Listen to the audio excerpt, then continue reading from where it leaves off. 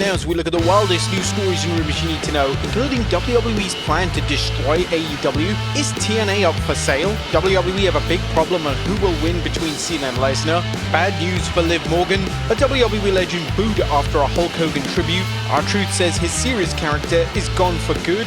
Seth Rollins has a wardrobe malfunction, and much more.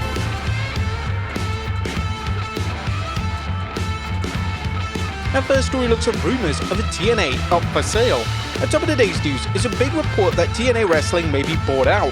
Fightful Select is reporting that there's a lot of buzz over TNA being bought out by someone with close ties to TKO and UFC. Another interesting connections are rumors of former UFC owner Lorenzo Fertitta possibly being involved. We're told that his name emerged from meetings this week, and earlier Conrad Thompson posted an anonymous GIF saying Lorenzo. We're told that this was in response to rumors going around in wrestling that Lorenzo Fertitta could, for some reason, be involved in a rumored sale of TNA. Now, his name is interesting due to his links with TKO. Fightful explained in their report on the potential sale that Fertitta is tied to TKO, and he's formerly owned UFC, which is now under the umbrella of TKO. Fertitta did business with Dana White for decades. White is still the UFC president. Now, the rumor of TNA being up for sale was also followed up in the Wrestling Observer, saying, "When asking around about this, we were able to get a WWE source confirm what many had suspected since the working agreement started, and that was the working deal with TNA is similar to the deals WWE had offered various European groups. Of WXW, OTT, Rev Pro, Progress years ago when they offered to allow some European talent on the shows. The deal offered that every company at that time accepted but Rev was that they would also supply tapes of their shows for the WWE network, and that there was a time frame where WWE had the option to purchase the promotion. Yet WWE could also swoop in and buy up TNA.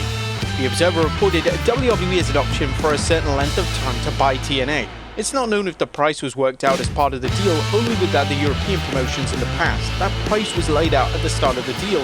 The explanation was that WWE also has a right of first refusal to match any other offers for TNA. But what could also drive up the sale is a TNA TV deal in the works. Now, Sports Illustrated's John Alba filed an exclusive report noting TNA's media rights are on the market, and there could be a seismic shift in the wrestling landscape brewing as a result. Alba discussed TNA President Carlos Silva's recent comments that TNA was looking at the media rights deal valued at $10 million a year. There's been talks about TNA shopping around for media rights for quite some time, but judging from Alba's report, there appears to be some substance to these rumors. Silva previously told the Takedown on SI that TNA was hoping to have new media rights lined up around Bound for Glory in October. However, in a conversation on Wednesday, he indicated that the recent movement in deals for WWE and UFC has changed the playing field for TNA and led to more conversations scheduled for later this month. The TNA president now claims that there's positive momentum in the negotiations. Now, where TNA could end up is even more interesting. Alba pointed out a Dave Meltzer report that TNA may be picked up by A&E or CW. This is particularly noteworthy due to WWE's relationships with both channels. Add in WWE's working relationship with TNA and you can imagine the speculation, including one rumor that this could lead to TNA running against AEW, as this could be WWE's plan to destroy them. But perhaps the biggest takeaway from these rumors is that TNA could end up airing against Dynamite. John Alba mentioned in his report that multiple independent sources tell the Takedown on SI that there have at least been discussions of TNA moving to a WWE associated network, and that the company is even open to shifting from Thursday to Wednesday nights to go head-to-head with Dynamite. Dynamite originally faced head-to-head opposition when WWE aired NXT on Wednesday nights, a move that backfired at the time, leading to WWE eventually moving NXT to Tuesday nights. However, much has changed since then, thanks to the WWE's renaissance under Triple H and TKO, and some serious fumbles by AEW. However, it's clear that AEW seems to be getting back on track after these misfirings. The few occasions when AEW has gone head-to-head with NXT have been disastrous, leading to discussions about whether AEW could survive against head-to-head competition. Now, if TNA does run against Dynamite, fans should expect lots of crossover appearances on TNA programs from WWE superstars, well, at least based on WWE's previous tactics airing against Dynamite. Given WWE's partnership with TNA and WWE's business relationship with A&E and the CW, people are wondering whether this is the latest play in WWE's ongoing campaign against AEW and that TNA has become WWE's cat's paw. Some fans are already discussing whether WWE is working behind the scenes to undermine AEW with this possible deal for TNA. In his report on TNA's potential TV deal, Alba noted, multiple sources believe WWE has some degree of influence in the TNA media rights discussions with a potential partner involved, but Silver said that WWE's relationship with TNA at this juncture has not extended beyond the talent exchange and promotion that viewers have seen throughout 2025. WWE's counter-programming against AEW intensified this year, as seen during the weekend of July's AEW All-In pay-per-view.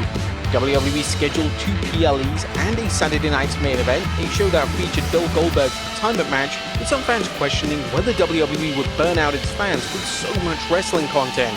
It was recently commented on the Observer Radio that WWE is trying to establish TNA as the number 2 promotion in wrestling, and that WWE is working to hurt AEW in this way. It was mentioned there is so much going on that will probably be breaking in the next couple of months when it comes to different things. They really want TNA to become the other promotion because they can control TNA. What do you guys think of TNA running against Dynamite? And what about the rumors of the promotion going up for sale? What's even more interesting is that is in the end of WWE trying to go against AEW in order to sabotage its pay-per-views. According to the Observer, WWE is now working with NBC to attempt to change the final Saturday night's main event of the year from 13th December to 27th December, which is planned to be the Cena retirement show in Boston. However, this is also the same date as AEW World's End. However, on Peacock's end, they're already showing an exclusive NFL game on the 27th of December, so those plans may not happen. What is for certain is that WWE is definitely trying to oppose AEW All Out in Toronto by scheduling the John Cena vs. Brock Lesnar match the same day. Next up, bad news for Liv Morgan. Liv Morgan suffered a dislocated shoulder during a June 16, 2025 match on Raw against Kairi Sane. The injury occurred early in the match when she landed awkwardly after a single leg takedown from Sane. Now, whilst Morgan has started her journey to recovery, the recovery could be taking longer than expected. According to PW Insider Elite, the word among numerous WWE sources this week is that Liv Morgan was slated for a new medical evaluation this week to see where things stood out for a recovery from a separated shoulder. There were some who expected her at Raw this week for that process, but we're told that she was not on TV. The hope internally is that Morgan will return to the ring in the beginning of 2026, as long as everything is on schedule. And many people are expecting Liv Morgan to make a surprise return at the 2026 Women's Royal Rumble, leading to a huge ovation. But they have a big problem. Now, has WWE decided who will win the upcoming Brock Lesnar vs. John Cena match? You may recall rumors that WWE is planning the PLE to air against AEW's All Out pay-per-view, and that the rumored event will feature Brock Lesnar squaring off against John Cena for the final time ever. Some fans expected to see Lesnar battle Cena at Clash in Paris, but according to The Observer, the main event of the show is Brock Lesnar and John Cena, so it's a big one, which is why Brock's not in Paris, is because of this. They wanted him for this show, not for the Paris show, and that's why Logan Paul got the gig. But the question of who will win is still up in the air, with Cultaholic commenting, while plans are still in place for when Brock Lesnar vs. John Cena will take place, a consensus is yet to be reached on who should actually win the match. According to Body Slam, many within WWE want John Cena to go over Brock Lesnar in the match, but some key figures within the company also believe Lesnar should be winning, as it's his first match back following a 2-year hiatus. Now, if Lesnar does win, let's hope it's not a repeat performance of his 2014 SummerSlam match against Cena, where Brock squashed John in one of wrestling's most lopsided championship matches. However, one thing is clear is that John Cena is not picking his last opponent, sensing it's WWE's decision. While speaking on The Tonight Show, he mentioned, No, I've never operated like that. I've always just been kind of reliable, showing up and doing whatever I'm asked. And I really want this tour to be not only special, I want it to be special for the business. My goal has always been to leave WWE better than I found it, so whoever they deem appropriate to get that energy, man, I'm cool with that. Again, this is the second time that John Cena has loosely confirmed that he has no power over the opponents he's chosen for his retirement tour. Next up, a WWE legend booed after Hulk Hogan tribute. Now, many are still mourning the passing of legendary wrestler Hulk Hogan. Whilst fans were definitely respectful during WWE's tribute of the Hulkster, they weren't so kind in Limitless Wrestling. According to The Observer, Tony Atlas reportedly attempted to deliver a eulogy for Hulk Hogan at Limitless Wrestling, but was booed to the point that he gave up. Whilst Atlas was booed here, he was kinda glad that WWE didn't invite him to the Hulk Hogan tribute. I'm kinda glad that they didn't invite me, because then I would have only been there for the money, not for him. Now, it's clear that Atlas wanted to make his own tribute on a different show. R-Truth confirms his serious character is gone for good. And when R-Truth made his shocking return to WWE after just being released, R-Truth was no more. He was now Ron R-Truth Killings, cutting off his locks and becoming a more serious character. However, after only a month, Truth has now dropped the character entirely. While speaking on the Rap Wrestling podcast, he mentioned, "You've had a serious Truth. What more do you want from me? You've had the serious Truth, won the Truth Killings. We had the serious Truth with the little Jimmy. we've had the serious truth. Everybody wants to see me with that WWE World Heavyweight Championship. That's what everybody wants to see. A Truth now calls himself the real definition of the People's Champion, being more popular than ever after the huge uproar in WWE when fans rallied against WWE for making the stupid decision of releasing him.